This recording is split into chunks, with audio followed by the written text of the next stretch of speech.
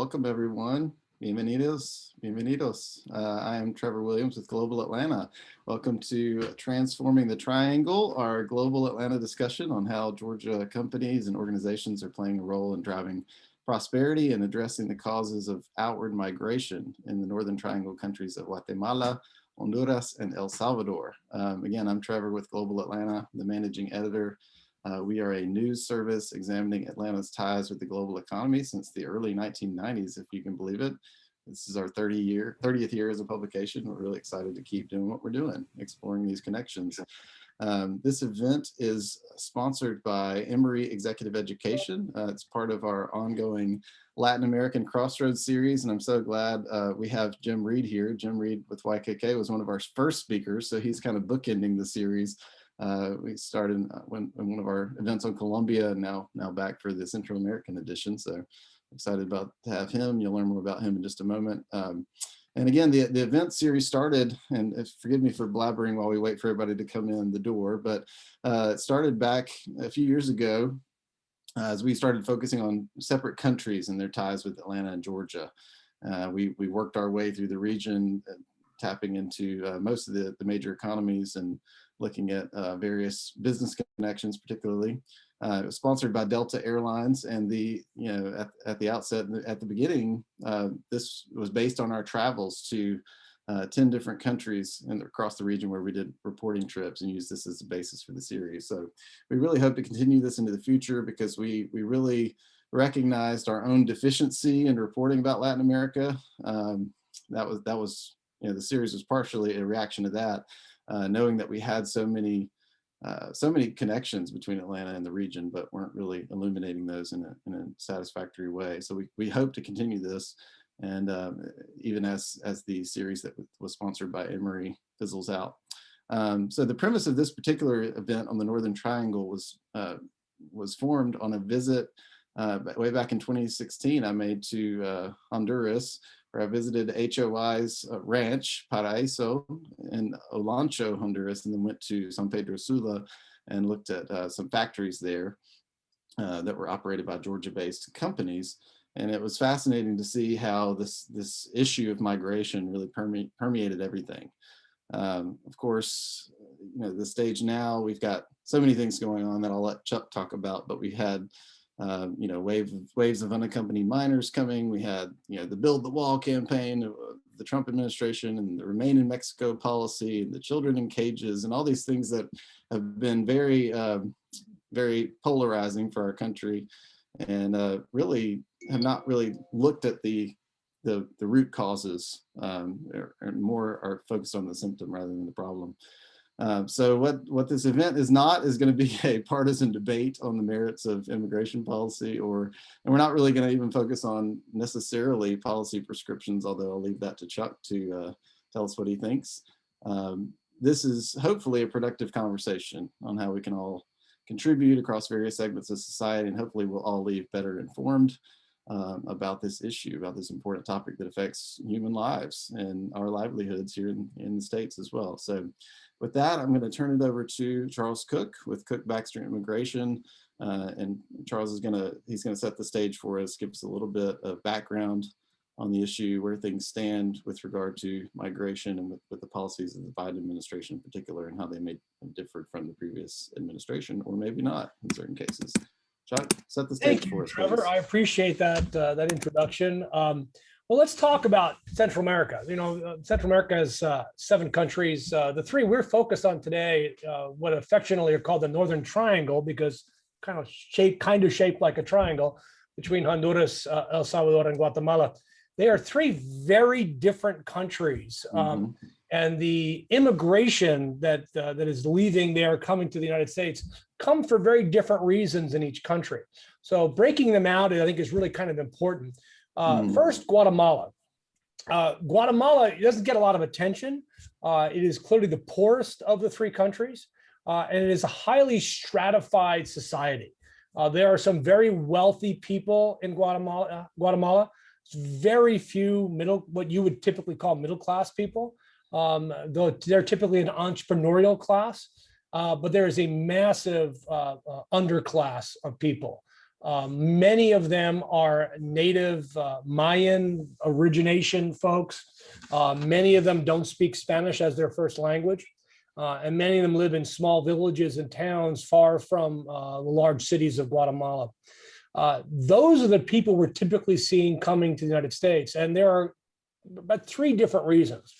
One is the inability of the country to sustain economic growth for that sector of their society.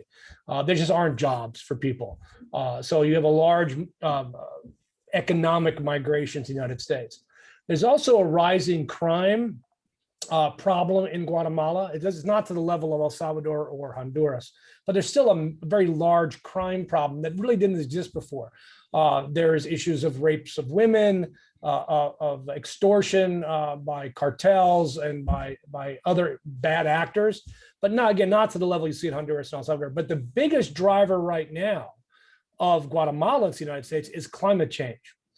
Guatemala is in the middle of a massive years-long drought. Parts of Guatemala, you typically think as American, Guatemala, it's like a giant rainforest. Well, that's not true anymore. The reality is there's parts of Guatemala that are literally drying up that used to get lots of rain, and people cannot grow their crops, the subsistence farmers. So a lot of the people that you're seeing coming up from Guatemala now are actually those types of people that are fleeing the climate change issues because they can't get secondary jobs in the United States, in Guatemala, so they're coming to the next place.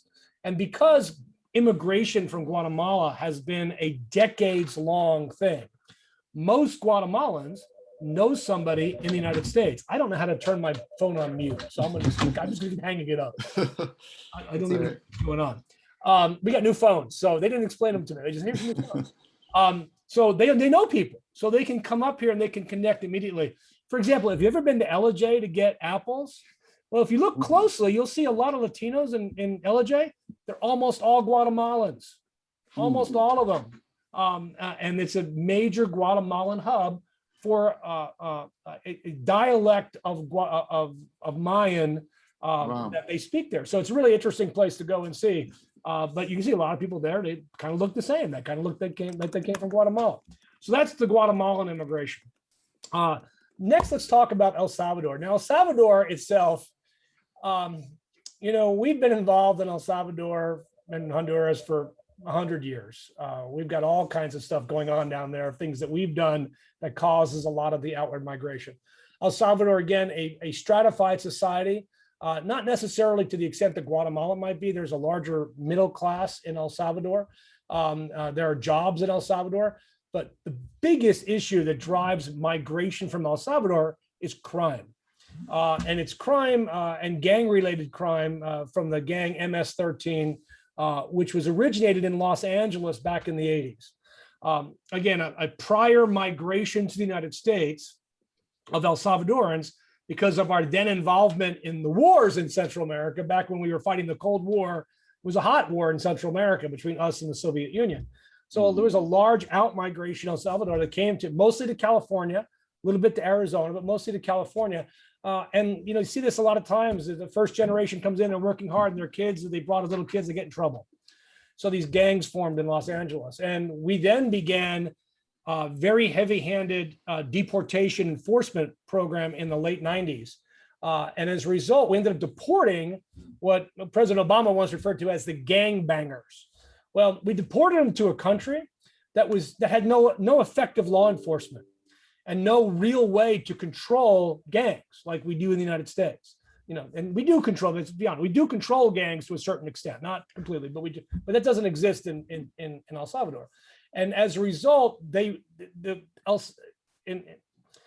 gangs, generally speaking, MS-13 being lead among them, are more political entities than they are just base level criminals, because they control large swaths of the population. You don't get to leave your area without permission. You have to pay a child, you have to pay a boy as ransom so that your business can go on. And he says that is what's causing a lot of children to flee El Salvador, is that level of gang involvement. El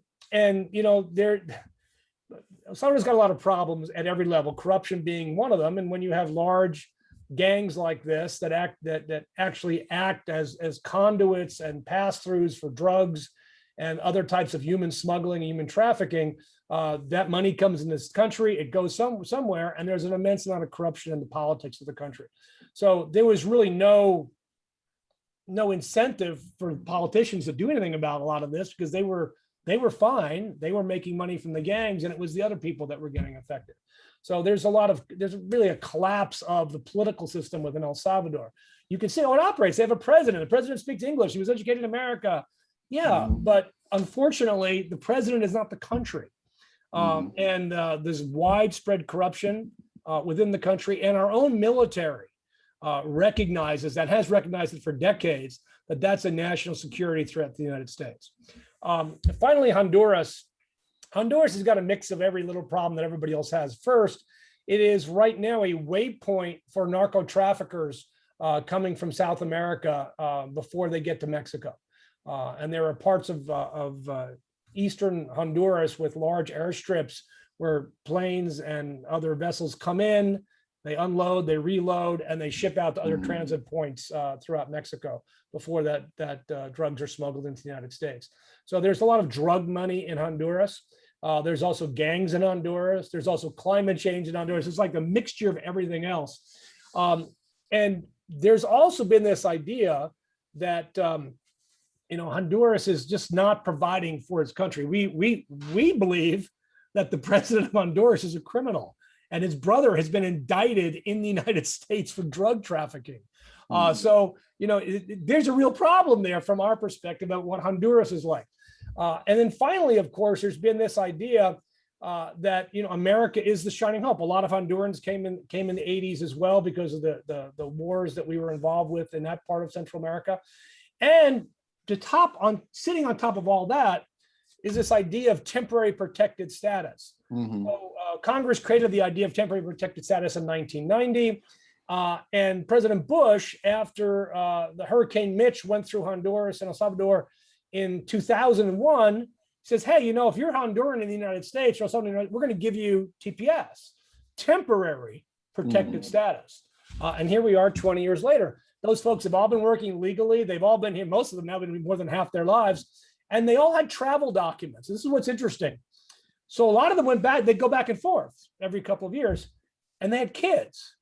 So initially, we saw a lot of this in the middle part of the Obama administration. Those kids were 13, 14, 15 years old, and grandma was dying. The caretaker was dying. So those kids started coming. The Obama administration created a program based on a refugee idea, that these kids were literally refugees and they were joining their family in the United States. So Obama created a program that said, look, we're going to allocate part of our yearly refugee number to these kids from Central America whose parents have TPS in the United States. And a few thousand kids were able to come in, but Obama didn't implement the program until really 2015, early 2016. So it didn't really run that long. And it was one of the very first things that Trump ended, was that. The other thing that the Obama administration was doing successfully was running ads, literally putting up billboards in all three of the countries, basically said, don't come to the United States, and give all these reasons why.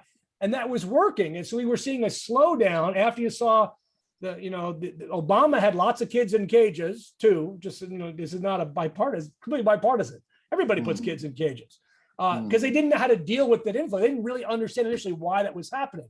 Once they figured out, they had a plan, and the plan was working. And then the Trump administration ended that plan and started building a wall, thinking a wall is going to keep people out, which obviously does not do.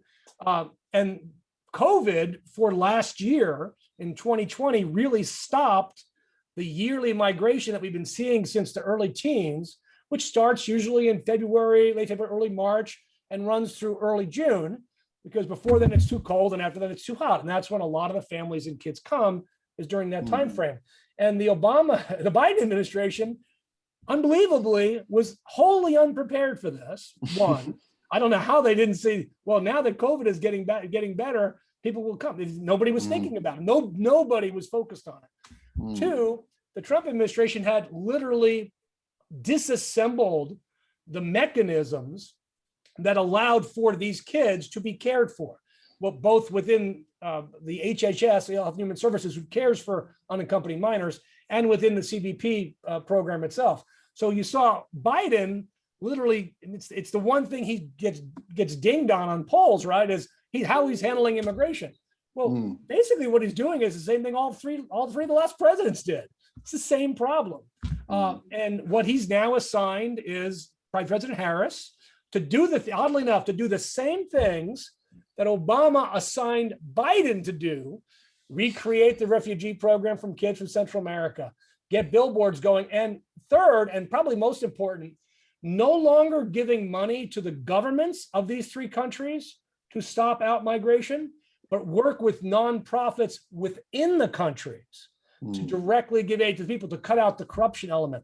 So that's now starting up under Vice President Harris's direction. So that gives you an idea of where we are from an immigration issue. And you may have noticed the reporters aren't at the border this week or last week, or I guess it's not sexy anymore, or the numbers just aren't happening. One thing you should know is that last week, ICE moved 700 women from the border, many from Central America, to Stewart, Georgia, to the detention center, and another 500 to Folkson in another detention center, which had been mostly emptied out during early parts of the Biden administration. So we're currently detaining lots of the asylum seekers at the border, and the women, oddly enough, are being kept here in Georgia. So, wow. Well, let me ask you one thing. Yeah, that's perfect. But one thing that sort of is at the root of this for me, and something that I haven't been able to parse out, not knowing enough about immigration policy, is, there are very specific parameters for applying for asylum, right? So lay out for us, how asylum claims have been treated by the various administrations, and whether there's any leeway. What is asylum versus economic migration? How do you determine those two, the difference between those two things? That's a good question. I did forget to mention that the other problem that has caused people to leave Honduras is they had 2 hurricanes late last year. Yeah, there is the hurricane problem, which destroyed parts of the country. So asylum is something that has existed only since 1980. You might think it's been around a long time. It's only been around since 1980 in the United States. We are a signatory to the International Treaty on Refugees, which we signed in 1967 as a result of what came out of World War II. So, it took us 20 years to get to a treaty and 13 more years for Congress to actually enact legislation implementing the treaty.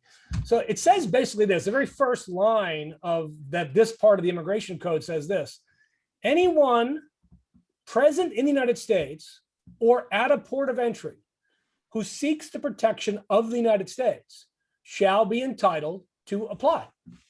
Period. So literally the law says if you walk up to a port of entry and say, I'm afraid to go back to my country, our law says we are required to accept your application and let you in the United States. Now, it doesn't say you can't be in jail, it doesn't say we can't detain you. Right. But for the first time, and that's how Obama ran the program. Trump's administration said, you know what? We're not going to run it like that. We're going to take your claim and we're going to make you remain in Mexico. Yeah. This is the Remain in Mexico policy, which was created early in 2018. And basically said, we'll call you when it's your time for a hearing. Well, no phones, no address. And the administration would say the no-show rate is astronomical for these cases. Gee, I wonder why. So the Remain in Mexico policy was something that had been in place now for 3 years, and it only ended last week. Biden did not end this right away. He ended it last week. But what's also happening at the same time is that we are, both the Trump administration and now the Biden administration is using something called Title 42 to exclude anybody from coming into the country who's not an unaccompanied minor. Title 42 is the power of Health and Human Services CDC director to say that there's an international pandemic and the borders need to be closed. And so that's what's happening. So if you think about this, if you're a family and you're fleeing El Salvador because the gangs want to kill your son and rape your daughter and steal your house, okay, I'm going to get out of here. All right, I'm going to come to the border. And I say, I want asylum for me and my family. They'll say, sorry, Title 42, wait in Mexico until things get better. But if you send your children across alone, they'll take the kids. So many of you have seen the movie Sophie's Choice, right? This is Sophie's Choice. What are you going to do? Live in a tent in Mexico where you are guaranteed, by the way, to get kidnapped and ransomed. It's basically guaranteed. And you just send your kid. That's why you're seeing so many people kids coming across the border. Their parents are in Mexico, but they'll send the kids back with the parents. So they send them to the States with phone numbers written on their hands of relatives or pieces of paper in their clothing to call relatives. And those are the kids that are processing through Health and Human Services. Now, one of the things that's changed under the Trump administration is, can you get asylum because a gang wants to kill you? The answer is no, you can't. Asylum is only available for politics, political reasons. That's why they call it political asylum, right? And they race, religion, nationality, or member of a particular social group. So, if you're gay and being persecuted for you're gay, that's a social group. All right, that's it's clearly gender at the same time, but it's within a social group. But if a gang says, "Well, we want to kill you," the Trump administration said, "No, that's not." Now, one way around that is how the gangs have become political. So now you don't have an anti-gang position; you have a political position. So, but it's still one of the reasons why you saw a soaring rate of denials of asylum cases by the Trump administration, because they changed the rules. The Biden administration has not changed them back. And what's really weird about this whole thing, Trevor, is how Biden's hit on his popularity is on immigration, when reality, he's in literally no control of the situation. Nothing's really changed about that. So that's kind of how asylum is working today. These Central American cases are very, very difficult asylum cases. Yeah, well, that's great. Thanks for setting the stage for us, Chuck. And I feel like your first point was probably the most important one that you said. Each of these countries is its own country, right? We're using a shorthand here with this Northern Triangle thing, but it's, the factors are different in each place, and that's why we have someone representing, the issues in each of these places, and really here to tell us about, how their research or operations or nonprofit, in the cases of our speakers, have been affected by this issue and are contributing to the solution, hopefully. So on our panel, we have Jim Reed, who's the president of YKK Corporation of America. Jim is president of what's now the parent company of the YKK Americas Group. I saw that y'all had just named that, so that was pretty awesome. And Jim, why don't you just tell us a little bit about the span of your operation, just short breath, and then we'll go on to the rest of the introductions. Sure. So YKK, thanks, Trevor. YKK makes lots of different little things, but zippers is what we're best known for. And we have operations around the world. Yeah, our region is the Americas region, so that goes from Canada to Argentina. And we have been in El Salvador since 1970. Yeah. In Honduras since 1974. So we've got a factory down in El Salvador with 220 employees and a distribution center in Honduras. We also have a distribution center in Guatemala. Awesome. So we are very closely tied in. Definitely. Thank you. We could talk a little. I guess I'm supposed to be the business guy, but just on a personal, just to get my personal note out. That's not the opinion of YKK, but no parent travels from San Pedro Sula to the border of Texas for anything but catastrophic reasons. It's absolutely unthinkable that anybody would walk from Atlanta to Toronto in order to keep their children safe. It's something we just wouldn't even consider. And so from our perspective, from a business perspective, YKK and a lot of companies believe that they're more than just there to enhance the shareholder investment, but is a citizen of the community in which they operate. And that's kind of the way we've conducted ourselves, especially in Central America. Thanks, Jim. We've also got, and of course, I'll bring you back in sure. In just a moment. And if you wouldn't mind, muting. Thank you so much. That keep that echo out of here. We've also got JT Way, who's a professor of history at Georgia State University and the author of Agrotropolis, which is a new book focusing on Guatemala's urban development. JT, thanks for joining us. Thank you, Trevor. It's good to be here. Yeah, we're excited about learning more about your research. I know you've got an earlier book as well, and have a lot of expertise about Central America in general, but particularly about Guatemala. And I love the title of your previous book, The Mayan in the Mall, Globalization, Development, and the Making of Modern Guatemala. So I'm looking forward to getting your perspectives. We've also got John Burrough. John is the CEO of Honduras Outreach International, HOI, which is a large nonprofit that provides education, economic and health services in the Olancho region on a ranch called Paraíso or Paradise. And that was the one I mentioned that having visited on a 2016 trip. John's got a pretty interesting bio, and I'm going to ask Leah of our team to put the bio in the chat so that everybody can read through them, since I'm not going to. She's going to put a link to she already has put a link to our website there, so you can check out all the bios. But notably, John studied geophysics and nuclear and particle physics at the University of Wyoming, and also played NFL football. So I'm looking forward to learning more about John for the Falcons first, and then for the Vikings and Rams, but now leads HOI, which has been taking mission trips down to Honduras for decades now, I think. So, and there's a football connection there too. I know. I was happy to see Vince Dooley's name on the soccer field down there. So we'll talk about that. And then we've got Monica Novoa, who is the program manager and a research faculty member at Georgia Tech's Enterprise Innovation Institute. And EI Squared, as they call it, builds innovation ecosystems here in Georgia, but also throughout Latin America. Monica, thanks for joining us. Great. Well, I want to start, maybe go back with Jim, since you kind of started us in. Tell us a bit about your operation. You mentioned 220 employees in El Salvador at the factory, but and you mentioned being there for 50 years now. Like, so how have things evolved over time?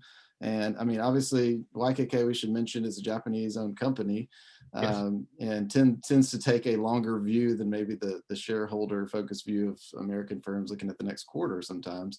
But how have you been able to sustain the operations there over the long haul? And what are some of the personnel issues that are cropping up in the factory, potentially related to migration?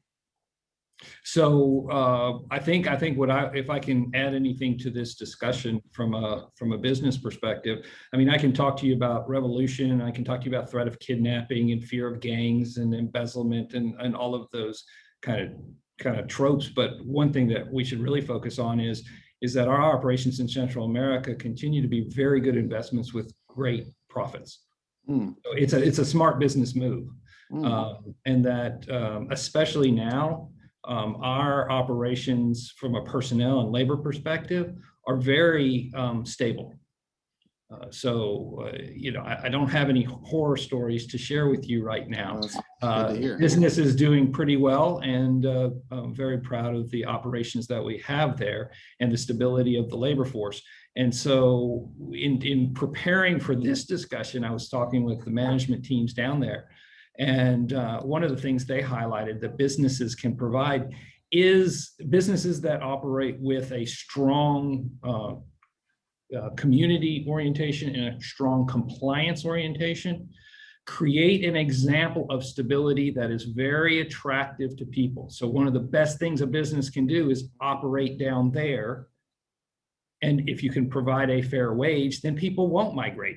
You provide that stability. If you operate with a focus on compliance and honesty and don't fall into graft, you create an example and you can create a culture. So you create a microculture where there's other stresses outside of that you can protect them from. That's what a business can do. And so is it just that there aren't enough? I mean, is it just that there aren't enough companies operating like this to provide enough opportunity? I mean, it seems to me that if you're a company that hasn't been there for 50 years and you're trying to figure out whether to invest there, that's maybe a different equation, because you're now thinking, I have to account for all these factors in a way that I might not in another place. And so you're less, you're not physically invested there already. So you're weighing it versus other places that are perceived to be more stable. Sure. And so we operate in a lot of places. And all those places have their unique opportunities and their unique challenges. So I'm not gonna say, oh, this place is better than that place. Right. They certainly are different, and everybody deserves, we got challenges in Canada too, corruption ain't one of them, but we do have some challenges in Canada too. And so I would say everybody's got their own flavor. I would say that the flavor in El Salvador, Honduras, and Guatemala have a lot of strengths. Yeah. Our factories, one thing I noted, I visited a subsidiary of a company called Southwire that operates here in Georgia. It's based here in Georgia and San Pedro Sula. And one of the things that I heard from their plant manager there was that, he regularly had to help his team members through issues like threats of kidnapping and things with their children, right? So I know that certain places are different, right? San Pedro Sula is its own case. We're in San Pedro Sula. I understand that as well, and we're in San Salvador, so we understand that well. And so you have to adapt. So my question was like, do you have to be like the center of a community in a way that a factory would not necessarily be in a place like Macon where you operate, Georgia? Like, is it a different kind of mindset that you take to a factory there than you would in another place? It's slightly different. For instance, in San Salvador, we adjusted the shift times so that people wouldn't be walking to and from the factory in the dark. That solves a lot of problems all of a sudden. We provide a doctor on site. That solves a lot of problems all of a sudden. We subsidize lunch. That solves a lot of problems all of a sudden. We provide their children with school supplies and a backpack every year. That solves a lot of problems. Those are a lot of very simple solutions. So yes, you get the opportunity to participate in the community. We sponsor the soccer team in the neighborhood. That solves a lot of problems, right? If you want to be like the factory with the closed walls, then you can attract different types of bad attention. But if you want to participate in the community, there's lots of opportunities. We built a wall around the elementary school so that the children can play in the playground without fear of violence or distraction. That solves a lot of problems for us in the community too. So it's wonderful, and your dollar, your dollar investment in the community goes a much further. So it's much more attractive from that perspective. Well, I love how you frame it as an opportunity, because we tend to see these headlines and think of it as a major challenge that is unsolvable, and we tend to go to the extremes, right? So I love that you're framing it that way, and that's kind of the tenor of the conversation I hope we are having here today. So JT, I wanted to bring you in here about Guatemala.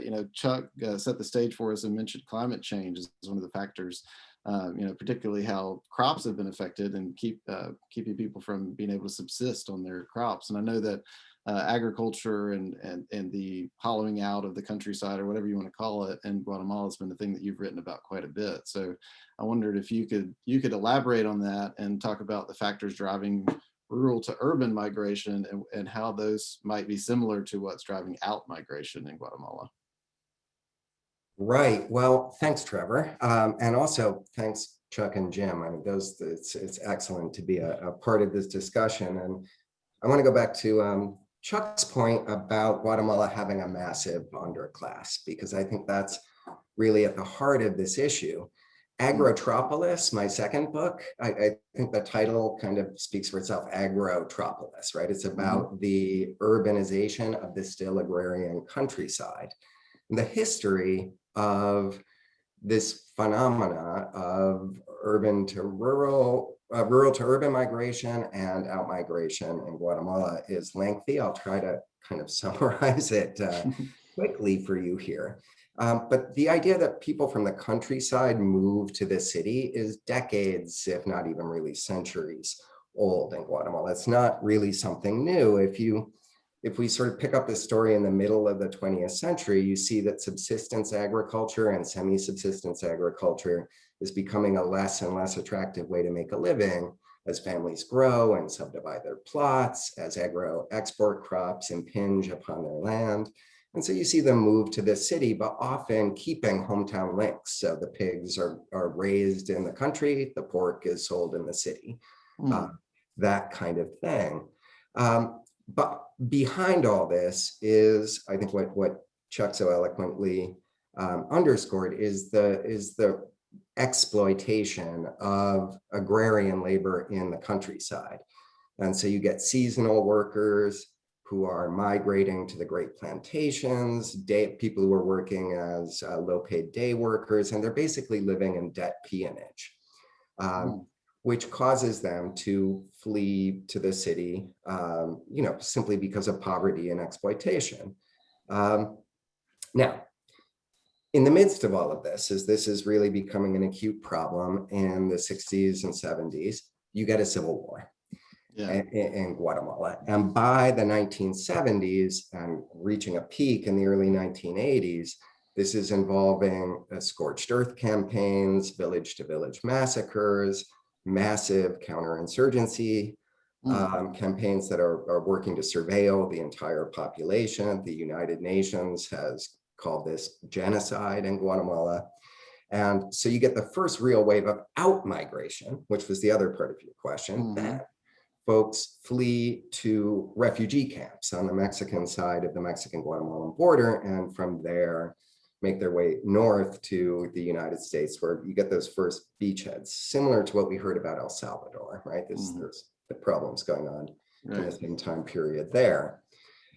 Now, at the risk of going on for too long, there's an economic phenomenon that's happening in the countryside over these same decades, the 70s, the 80s, going kaboom in the 90s, 80s and 90s, which is that of non-traditional agro-export, right? So you get new crops like broccoli and cauliflower, snow peas, macadamia nuts, roses, that kind of thing. And through a complex history, I'll leave aside, these end up being contracted out to small farmers, not big farms. And so this starts to create an agrarian, I don't want to say middle class, because that's makes it sound way better than it is, but upper lower class. People are starting to make money from these crops. The problem is they can also lose it all in an instant because the value of these crops goes up and down like a roller coaster. But they send their kids to the center to get education. You see literacy go up. And what have you, and then these educated kids who don't want to be farmers, there's work for some of them, but for most of them, there are just no jobs. And so these are these villagers, many of them, who are coming up and migrating to the United States in what's now become a flood, to the point where remittances, remesas, are the #2 source of foreign exchange in Guatemala. And arguably, most of the development is being paid for with remittance dollars. So it becomes an endless sort of feedback loop. Yeah, I think Jim wanted to jump in and say something real quick, and then I want to jump back to you. Oh yeah, JT. I had a question too, JT, that I wanted to throw in, but Jim, you go, and I'll jump back in. I wanted to put in a plug for a friend's company. If I'm going to talk from the business side, also as participation in the community, Thrive Coffee, which is the supplier of coffee to Chick-fil-A, has a wonderful business model where they are trying to support the Guatemalan coffee farmers to provide them more stability, but also make money. It's not a nonprofit. And so it's really neat the way they can kind of do all of those things at the same time. There are ways to kind of skin that cat. I just want to put a plug in for that company. Yeah, and JT, to your point, I remember being in Colombia and a similar thing happening. A lot of the farmers are growing the crops, but their kids want to be baristas, like yeah, exactly. That's exactly right. So it's like, and I was talking with the head of mayor of Medellin, Colombia, and he was saying that's a big problem, because there is this hollowing out. And you also mentioned something that I want to bring back to what Chuck was saying. When we were talking beforehand, you mentioned that there was this decentralization of aid distribution to like the local governments around Guatemala, if I understood you right, and that this kind of created or contributed to the corruption problem that's been hampering development. Did I get that right? And how does that fit into this whole equation? Because we're talking about now distributing money back into these communities and trying to bypass the corrupt institutions that may get a hold of it. Yeah, absolutely. Decentralization, I will get to that in 1 second. I just want to second this idea about the coffee and the sort of new economic model of trying to empower community growers. So some of the most successful growers in the coffee industry in Guatemala have been precisely these small farmers who are growing sort of new gourmet blends, and also the ones who are being really hard hit, sadly, by this climate change that's coming on. Now, so as all of that history I was talking about is going on, another thing is happening, and we've already covered it, so I'll just mention it. But Central America, especially Northern Central America, becomes a huge stopping off point, a huge entrepot in the flow of narcotics, particularly cocaine, to the north. And there's the drug war in Mexico that are pushing Mexican narco traffickers into Guatemala and elsewhere in Central America. And so you see the rise of narco cartels. At the same time, you get the gangs that Chuck talked about, rise in common crime, security patrols becoming lynch mobs, lawlessness, in a word. As that's happening, the World Bank, the IMF, and particularly the Inter-American Development Bank are pushing a vast program of decentralization. In a word, bringing money and responsibility for development from the national level to the municipal level. So out of Guatemala City to 340 municipalities around the country. Everybody thought this was a great idea. I did, the academy did, the Mayan movement did, the business sector did, everybody loved this.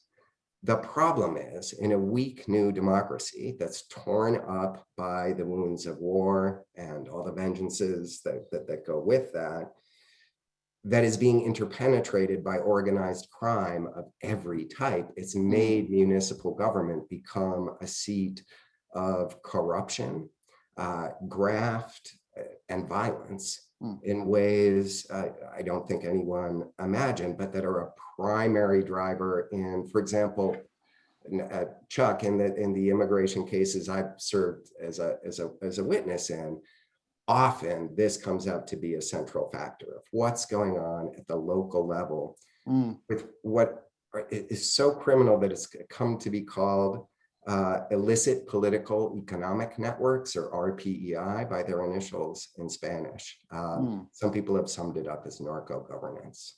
Wow. Well, on that positive note, I wanted to bring in John. John, HOI seems to have a good working relationship with the central government. I mean, it seems that they have somewhat devolved a lot of their services to HOI in your region in Olancho, and you've got a school. I went to your dairy farm that you got going. I saw a lot of efforts to boost micro enterprises. So talk a little bit about the origins of HOI, your model of bringing volunteers, but also working in the community, and how that contributes to this conversation.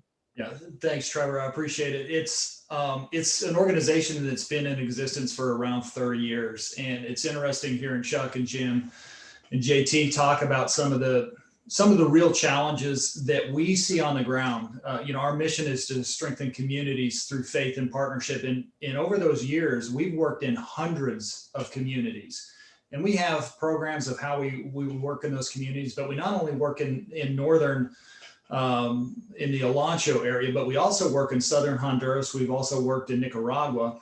And to bring up a little bit of Jim's point, we actually partner.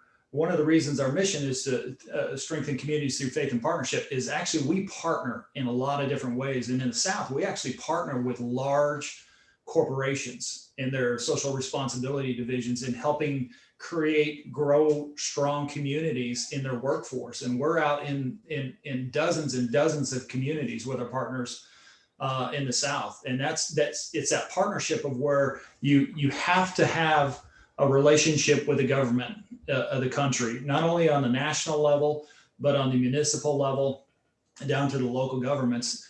But you also have to have a relationship with the business side of corporations that are working in the area where the people come. As Chuck was talking about immigration and the migration and the challenges that we see on our southern border, that is just a symptom of a much deeper problem that's going on in the Northern Triangle. And when hope is not present when hope is distant and you can't see a brighter future, desperation will set in with families. Desperation will set in with husbands and fathers and children and families. And when desperation sets in, despair will take root, and people make really difficult decisions when they're living in that type of environment. And that's why our entire desire is to work with these communities to help them grow strong communities, because not only economic opportunity is just one piece of that. There's a lot of so often we find that we define poverty as a lack of material things or money. An opportunity gives you that, but there's relational poverty. There's poverty of identity. There's poverty of hope. When you have to really address the entire human soul to help cement hope in those areas. And we do that by working in those communities. One was we want to see people growing in their faith. Two, we want to see strong, effective, equipped, engaged leadership in the community. And not only leadership in the community from the community leadership, but also from the different committees that are operating in that, and then also from a family standpoint. We want to see community unity. We want to see unified families and unified community working together. And then obviously we're working towards access to quality education, access to quality healthcare, and access to economic opportunity. So you have to work in the whole to really help build strong communities, because if you have strong communities on the local level, hope exists. And when hope exists, families stay together. Kids are not making these journeys, and families aren't splitting up and going in these different directions. And so you have to have a partnership of how you're working, not only from with business, but also with government, but you've got to be working in those communities on an individual level. Well, I know you've also got partnerships with other nonprofits, and I know we've got some representatives on this call from Networking Honduras, this sort of like group of nonprofits that are working around the country. So definitely creating that web of effective partnership is great as well. And before I ask you one more question, John, I want to be mindful of time. Regina, thank you for starting the Q&A going at the bottom. I wanted to remind y'all I can ask questions of the panelists, but also I wanted to bring in Monica before we get too close to our 12 p.m. Deadline here.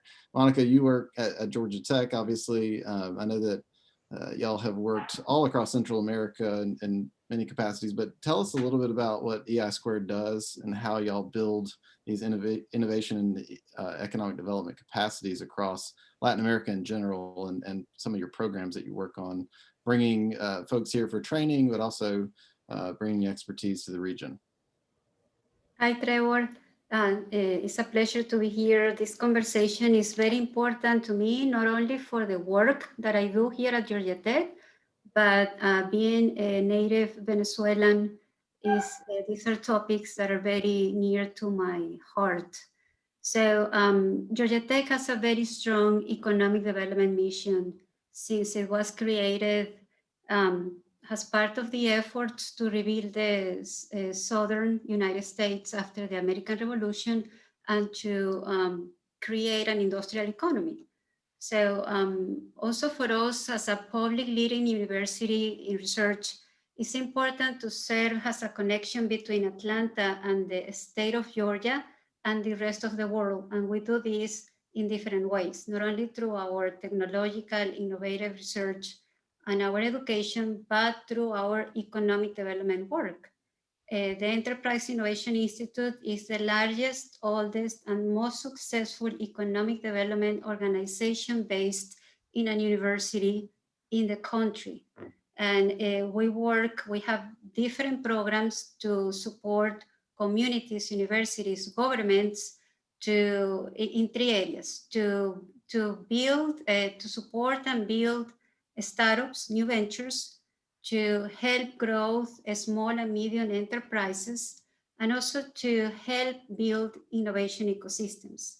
We have worked in 25 countries in the last 10 years, particularly in Central America. We have hosted 22 entrepreneurs through the La Idea program, which I'm going to talk a little bit more about in a moment.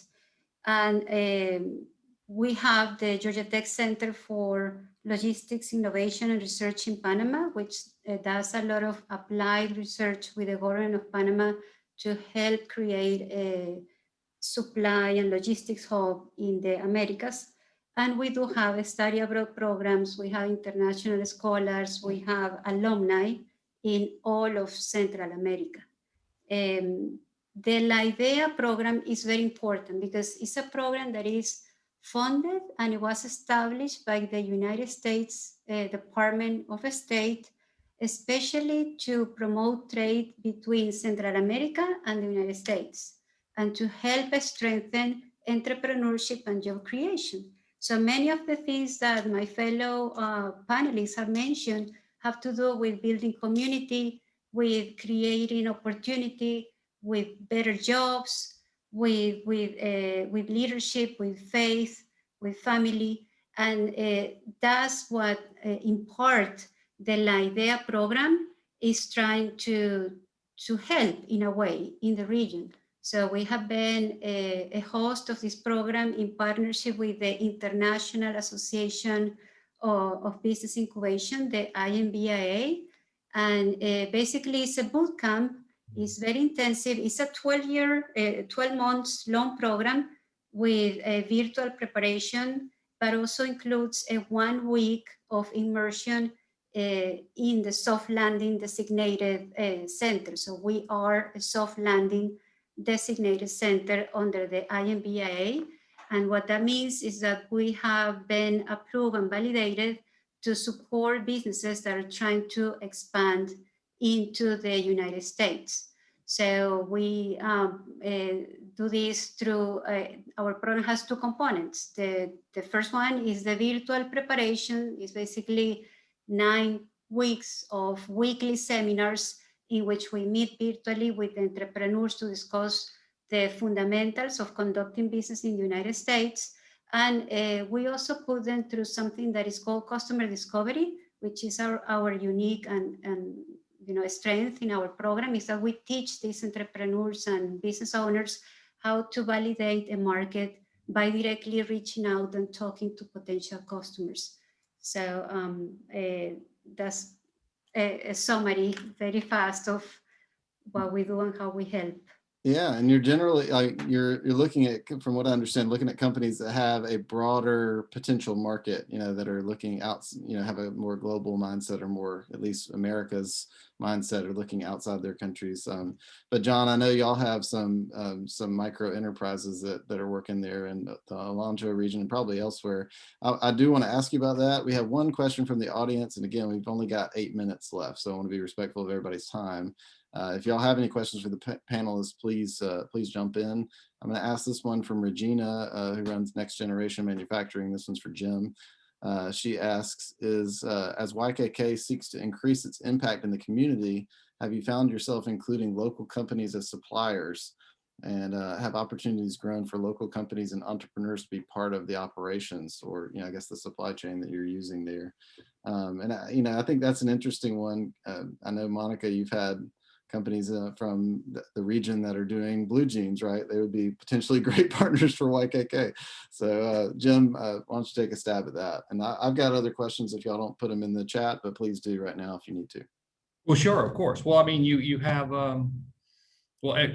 everybody, the entire, yes, every supplier is local for the most part. So yes, you have a deep relationship, mechanics and suppliers of materials as well. Interestingly, one of the challenges you do have is, as you move into things like sustainability and recycling, you need to make sure that those suppliers are certified. So one of the nice things about our operations is we're able to bring a U.S.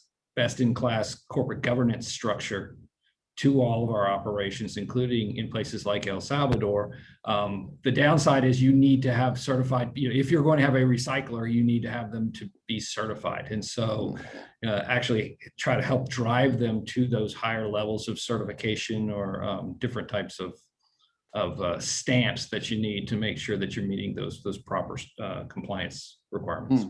Makes sense. John, I wanted to go back to you. Can you talk about the efforts y'all have done to grow entrepreneurship, and also I wanted to ask you about just your model in general. Like you are, in some senses bringing labor down, right? Like you're helping people from the U.S. participate, and I'm sure there's probably some people that are saying, why do that versus just build local capacity, right? Or, why do the things you're doing instead of just letting the government take care of it? What do you say to all that? Well, one thing, I guess the best way to describe that is we do use short-term volunteers for long-term impact. And the work that we're doing in these communities, even a week that a team might come down and spend in those communities, our work goes on in those communities 51 other weeks out of the year. And we partner with those communities. We don't do for those communities. We partner with those communities because we want to create sustainable growth in those communities that is not dependent on U.S. or foreign outside input to continue to go, whether it's in education, whether it's in healthcare, whether it's in economic opportunity, whether it's in leadership. You don't want to have communities that are dependent on outside influence. You want to grow that leadership structure and grow that community so it's sustainable for generations to come. And that's one of the important things. And economic opportunity is a huge thing. One of the biggest challenges that we have is actually training. We have actually right now, I think currently we have 92 communities that have economic development committees actively working in those communities. And those communities we have actually groups of those communities who are now, each one of those communities has a small microfinance bank where they've banked money and they're lending within the community and loans and bringing back, whether it's the start of the business or it's to buy supplies or something. They're actually can lend that money, pay that back. But we also have now groups of communities, and we're establishing, working with the government again from a partnership standpoint, to establish small regional banks where you may have 4 or 5 or 6 communities partner together to create more leverage from a lending capacity so that you can start a larger business that employs more people. But not only from those different levels, working with economic development committees in those communities and regional banks, you want to find entrepreneurs also and help them from a business startup training and how to properly manage a business, run a business, and operate that business for the long term so that they can pass that down to the next generation. And then you're obviously working in the communities and helping train basic financial structure. How do you view stewardship? How do you view resources? How do you open a bank account? Well, in some areas there's not bank account. How do you manage finances? So you want to train the entire community. You want to identify entrepreneurs, but you also want to create a structure within those communities that there's opportunity to grow into the future. Right. JT, it seemed like you may want to say something. I don't know if I'm reading that right. Well, I have a question for John, or really anyone. I can ask him later, though, if you'd rather go to the questions from the. Oh, yeah, let's go to. We got one. Just how can, from Viviana? She says, "Nice job. How can international companies, more international companies, be attracted to invest and work in Central America?" And maybe that one's for Jim. We kind of alluded to that earlier. You kind of have to be. It sounds like committed to raising the standards versus. Well, yeah, I think, but one of the things that, businesses are going to look for a couple of things that are going to be key. And one is it economically competitive? So, maybe I'm a bit of a homer, but I'm a big fan of manufacturing in this region. And we have a lot of manufacturing in the United States, but not everything's going to come back to the United States. So for us to compete with Asia, and I have sister companies in Asia, but we are also competing with Asia, we're going to have to be regional manufacturers. Have to. It's not going to be 100% US. It's not going to be 100% export, but that regional aspect. Therefore, duty treatment from the US government is going to have a big driver to that. But those governments also have responsibilities. The El Salvador's president's decision to get rid of the Supreme Court is troubling, to say the least. We need a little bit more stability and understanding of how investors are going to operate. Yeah, that's a great point of how these things interplay with policy decisions, right? Like the micro versus the macro discussion. Yeah, Monica, Yes, give you the and last word, because I was actually going to ask you anyway how this plays out from an innovation and policy yes, standpoint. and I also wanted to add that the entrepreneurial capacity building locally is so important because entrepreneurs have the potential in Central America.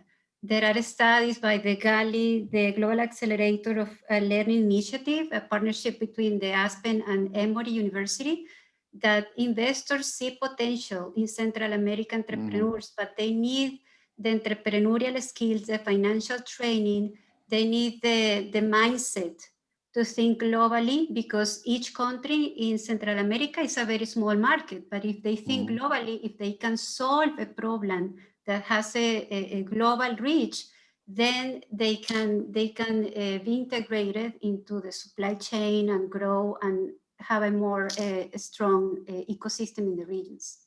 Yeah, and I've seen this. I mean, we sort of left out a lot of things we could have talked about because we're focusing on these three countries. But you know, I've seen this across a lot of Central American countries that we've covered before. Atlanta institutions, nonprofits, companies being very active in kind of building that capacity and ecosystem in those places. So I want to keep going. I think this has been a great discussion. I really would love to continue it with y'all. Unfortunately, I want to be respectful of everybody's time. We really appreciate y'all attending, and thank you so much to our panelists. We're giving you a rousing round of applause that you can't hear, and hope to use this as a jumping off point for further discussion. We will also put some resources into the summary email that we send out, and I'll be doing an article based on this conversation, and we'll include the video recording for those who weren't able to attend or those who want to review it. So thank you again to our panelists, and thank you to our sponsors, Emory Executive Education and Kuck Baxter Immigration. Again, thank y'all so much. We really appreciate it. Hope to talk to y'all soon. Bye. Bye. Thank you all. Bye. Appreciate Thank it. you.